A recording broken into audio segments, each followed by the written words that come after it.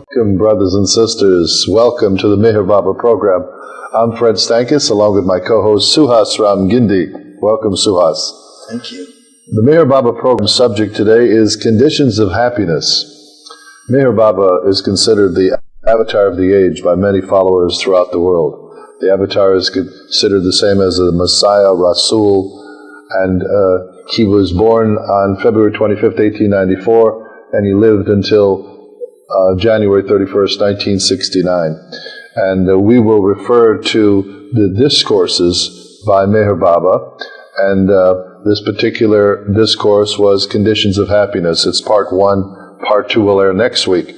Suhas, you know, the thing in life is we all seek happiness, and happiness is derived in many ways by many people, and many people consider suffering in order to gain happiness. But our happiness is based on worldly matters. What does Meher Baba say about the conditions of happiness? Okay, well, let's take a look, Fred.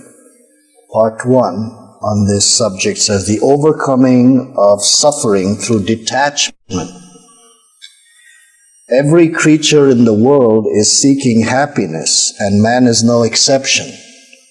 Seemingly, man sets his heart on many kinds of things, but ultimately all that he desires or undertakes is for the sake of happiness.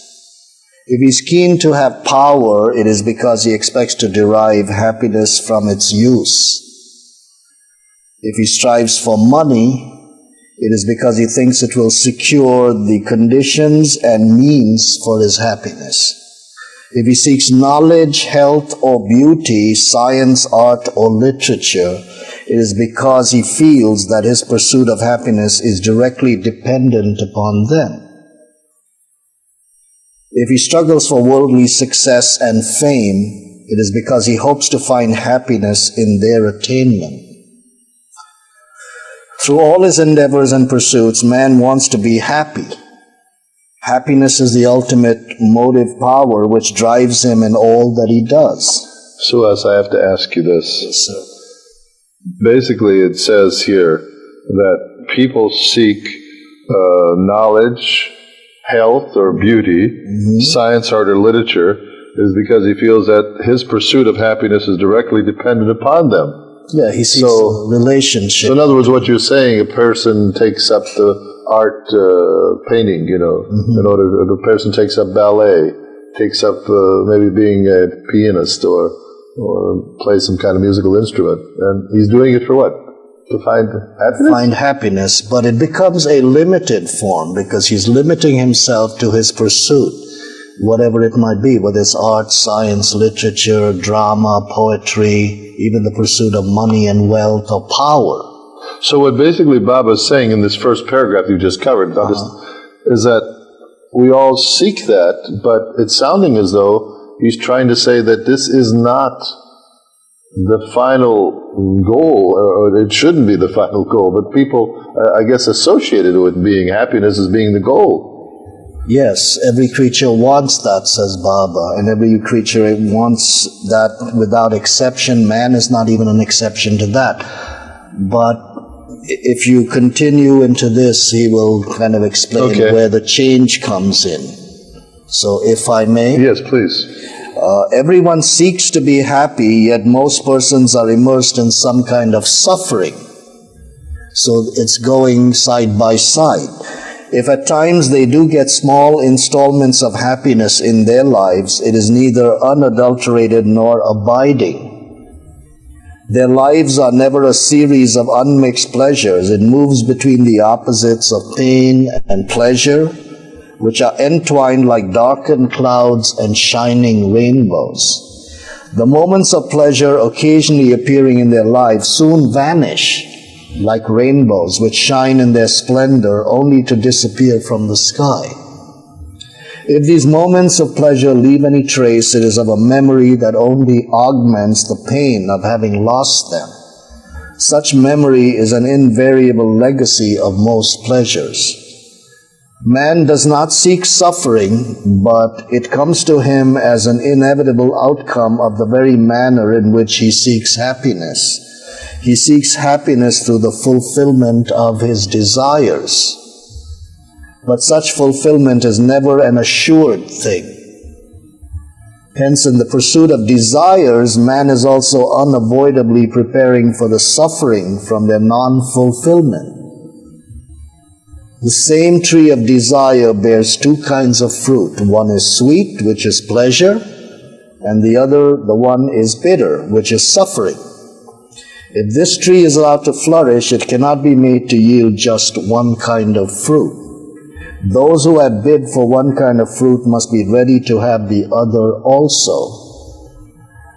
Man pursues pleasure furiously and clings to it fondly when it comes. He tries to avoid the impending suffering desperately and smarts under it with resentment. His fury and fondness are not of much avail, for his pleasure is doomed to fade and disappear one day. And his desperation and resentment are equally of no avail, for he cannot escape the suffering that results. You know what this reminds me of, Suhas, is, say, after many lifetimes, one desires, one achieves wealth and great fame or fortune. And are you saying that this is the driving force that he considers to make him happy, but maybe after being wealthy, being rich, suddenly, I don't know how many lifetimes it would take for it to be shaken from that perch to where he starts saying, this isn't the answer. Is that what it is? In other words, we have the desires, every human being has the desire to achieve happiness, and everyone can achieve it to a degree. To a degree. And whatever desire you hold strongly, eventually you'll become that. In other words, if you want to be wealthy in a given lifetime, you will be. You will be. But the point of it is, it's not the end, though. Sure, but side by side with that, because we live in a world of duality, there is a price to pay, so to speak. So while you're in the process of accumulating this wealth, there may be other things happening in your life side by side. That may also cause you suffering and pain. There may be incidents that happen. Everything doesn't go straight to the goal. So incidents may happen or come into your life that may cause suffering at the same time, which sometimes may divert you from reaching that goal. Because we are living in a world of duality. So for every happiness, there must be some kind of suffering. It's like a tree that bears two kinds of fruit, as he just said. You know what you just remind me of also of the opposites. Say in one given lifetime you abuse somebody and he's your servant or something and you abuse him.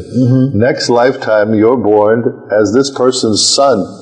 He's possible. Your father, and he suddenly abuses you in the relationship, and you can't understand why. So actually, I mean, I'm just giving you hypothetically a situation. Yes, and the reason why is that there are two sides to the coin. You have to experience the other side of this coin as well, which you don't when you're focusing only on one side.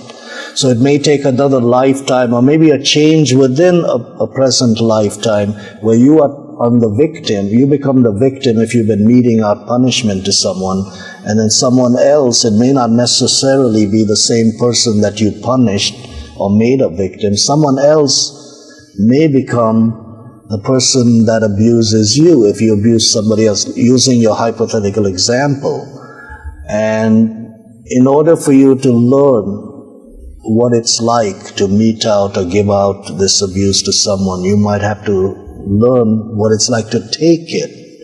And this is why you may do all that within one lifetime. It can happen in one lifetime, it can happen in several lifetimes. But until you have the opposites of experience that you experience, this is what the whole purpose of life is, to get to that oneness, which is the ultimate goal. And if you're attached to somebody, say you're deeply in love with somebody, or even if you hated somebody, most likely, according to Meher Baba in past discourses, he says you have karma with those people. You get connected. So actually, the more you are attached to someone, the more your karma will continue, whether it be good karma or maybe bad karma. So the point of it is, it's wise to maybe be, so to say, neutral ground in life. I mean, if you get too overwhelmed with somebody, you will definitely have to pay will have to be attracted back and forth. It's wise to pay attention to what one is doing instead of totally getting involved in an action. That's why Baba says to think about what you're thinking, in the sense that, and try to even stop the thought process from going further. By not putting it into action, it somehow dissipates and the energy fades away. He says, thoughts may come and go, but do not put them into action. He said that in another discourse. And think of him so that you're able to dilute that thought of anger or greed or lust or whatever it might be, the lower desires, and not put them into action, because actions create more impressions, which then again have to be experienced through action. So it becomes a never-ending cycle, so to speak. So, continuing here, it says, he goes on and says, goaded by multifarious desires, man seeks the pleasure of the world with unabating hope. His zest for pleasure does not remain unalloyed, however, because even while he is reaching for the cup of pleasure, he often has to gulp down doses of suffering. His enthusiasm for pleasure is abated by suffering, which often follows in pleasure's wake. He's subject to sudden moods and impulses. Sometimes he is happy and elated, and at other times he is very unhappy and downhearted. His moods change as his desires are fulfilled or frustrated. Satisfaction of some desires yields momentary happiness, but this happiness does not last, and it soon leads to the reaction of depression. His moods subject him to ups and downs and to constant change. So in essence, this would be good information maybe for a doctor, a psychiatrist, a psychologist, yes, in regarding basically the makeup of what the world brings as far as its impressions into what a person seeks. And let's face it, most people go mad over loss of position, of family. It's because of their attachment, of health, and obsession with it. Well, the point of a person that gets depressed because of poor health, you feel very sorry about that, but the point is they still are attached, you could say in a way, to the good health. It sounds somewhat maybe indifferent. Or they seek the opposite. If they're feeling sad, they might be seeking happiness. If they're happy, there may be a situation that may occur in their lives where their health may suffer, or someone they know may have passed on, and it may bring unhappiness to them, or something that they are looking for does not materialize. So when you were reading this discourse from Baba on the conditions of happiness, you have to understand that he's speaking to you almost as he understands your latent perfectness, your perfection. Sure.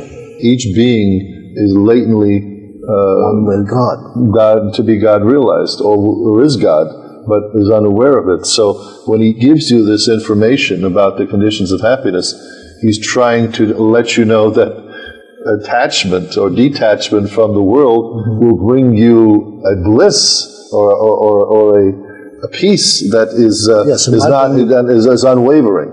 Yes, it might bring you peace of mind, but it may not necessarily bring you the bliss automatically. Yes.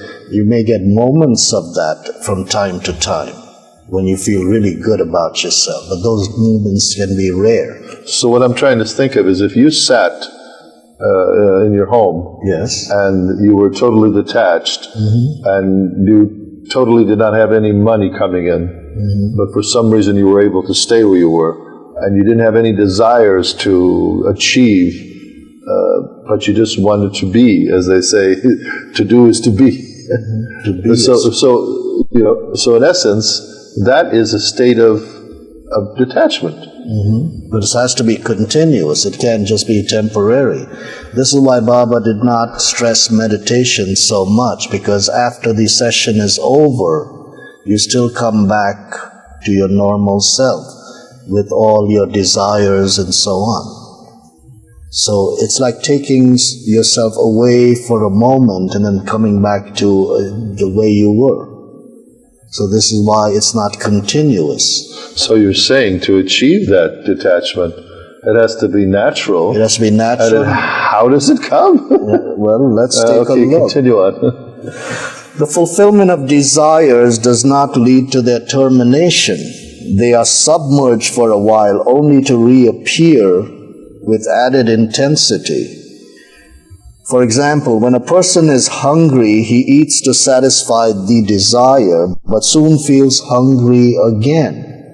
If he eats too much, even in the fulfillment of his desire, he experiences pain and discomfort.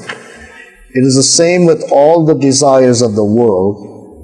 They can only yield a happiness that is fleeting. Even in the very moment of their fulfillment, the happiness they yield has already begun to fade and vanish.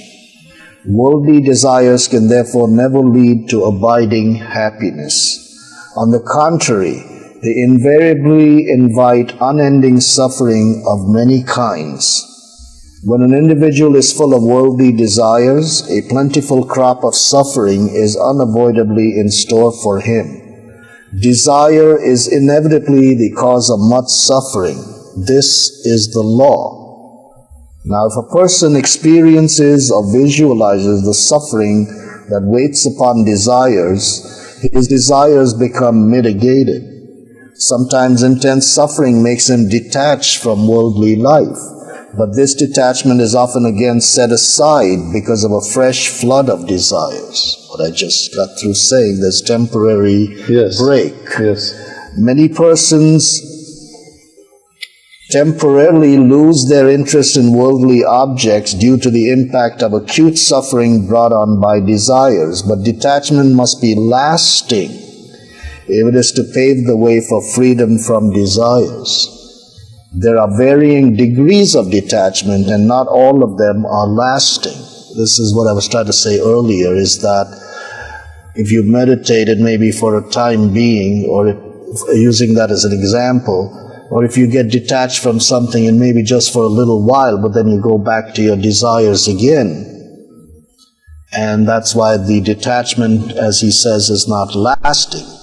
Therefore, the bliss can't be lasting, or the happiness can't be lasting, or even your possessions can't be lasting. So it applies to everything that connects with the life in the world, in creation. So that's what he's trying to say. Yes, there's both sides. Desire but for happiness also has suffering going with it. So, continuing, what he says is, sometimes a person is greatly moved by an unusually strong experience, such as seeing someone die, or witnessing a burial, or a cremation. Such experiences are thought-provoking, and they initiate long trains of ideas about the futility and emptiness of worldly existence. Under the pressure of such experiences, the person realizes that one day he must die and take leave of all the worldly objects so dear to him. But these thoughts, as well as the detachment born thereof, are short-lived. They are soon forgotten, and the person resumes his attachment to the world and its alluring objects. So it's a temporary detachment. This temporary and passing mood of detachment is known as Shmashan Vairagya, or the cremation or burial ground detachment, because it usually arises when witnessing a cremation or a burial and stays in the mind only while in the presence of the dead body. Such a mood of detachment is as temporary as it is sudden. It seems to be strong and effective while it lasts, but is only sustained by the vividness of some experience. When that experience vanishes, the mood of detachment also quickly passes, without seriously affecting one's general attitude toward life. The passing mood of detachment might be illustrated by the story of a person who once saw at the theater a spiritual drama about Gopi Chanda, the great Indian king, who renounced everything in pursuit of truth. The drama impressed him so deeply that, disregarding all his duties to his family, he joined a band of Bairagis, or wandering ascetics, belonging to the cult of Gopi Chanda. Renouncing all his former modes of life, he dressed as a bairagi, or a wandering ascetic, shaved his head and sat under a tree as advised by the other members of the group. At first he plunged into deep meditation, but as the heat of the sun grew stronger, his enthusiasm for meditation began to cool down. As the day went on, he began to feel hungry and thirsty and became very restless and miserable. When the members of his family noticed his absence from home, they became worried about him. And after some searching, they found him sitting under the tree in his miserable plight. He had grown haggard and was plainly unhappy. His wife, seeing him in this strange condition, was furious and rushed to upbraid him. His mood of detachment had flitted away, and as he was thoroughly tired of his new life, he took her reproach as a boon from heaven. So silencing her quickly, he put on his turban and ordinary clothes and meekly followed her home. This is a situation where a person was moved by seeing a drama or a movie, and he thought he could emulate that, but it wasn't something that was internally lasting within him, and he soon gave that up. So this was a temporary form of detachment and went away as soon as his mood changed. You know what's good about this lesson is the fact that we've gone to dramas or movies and come out of the movie house with this sense of a inspiration or they do influence a fleeting detachment, but it's a good feeling. It's when you have that feeling, you feel like energized or inspired to change your life or do better for the world, for humanity. Or for instance, when you do go to a funeral, you do some soul searching.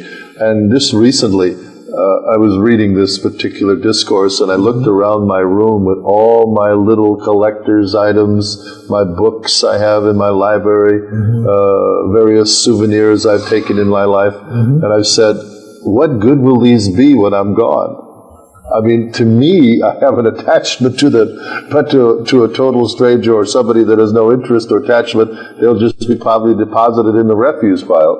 Probably sold somewhere. Or sold, but isn't it funny? Yes, it's funny though how you get identified with them and become attached to them. Sure. And then of course the sobering fact of seeing a loved one leave, a close friend leave, and how, like Baba says, it's so. One does think how their life is transitory. Sure. So, continuing here, he goes on and says, sometimes the mood of detachment is more lasting and not only endures for a considerable time, but also seriously modifies one's general attitude towards life. This is called tivra vairagya, or intense dispassion. Such intense dispassion usually arises from some great misfortune, such as the loss of one's own dear ones or the loss of property or reputation. Under the influence of this wave of detachment, the person renounces all worldly things. Tivra vairagya of this type has its own spiritual value, but is also likely to disappear in the course of time or be disturbed by the onset of a recurring flood of worldly desires. The disgust for the world that a person feels in such cases is due to a powerful impression left by a misfortune, and it does not endure because it is born of understanding. It is not born of understanding, It is only a severe reaction to life. And finally, the kind of detachment that really lasts is due to the understanding of suffering and its cause. It is securely based upon the unshakable knowledge that all things of this world are momentary and passing, and that any clinging to them is bound eventually to be a source of pain. Man seeks worldly objects of pleasure and tries to avoid things that bring pain, without realizing that he cannot have the one and eschew the other. As long as there is attachment to worldly objects of pleasure, he must perpetually invite upon himself the sufferings of not having them, and the suffering of losing them after having got them. Lasting detachment, which brings freedom from all desires and attachments, is called Purna Vairagya, or complete dispassion. Complete detachment is one of the essential conditions of lasting and true happiness. For the person who has complete detachment no longer creates for himself the suffering that is due to the unending thraldom produced by desires. This is a total detachment. Well, I'm glad that we finished at that point. We were just getting the sign that we're down to the last probably minute or so remaining. So on next week's program, we'll continue on. We'll start here and then go into Chapter 2, Conditions of Happiness. So, Suhas, thank you very much.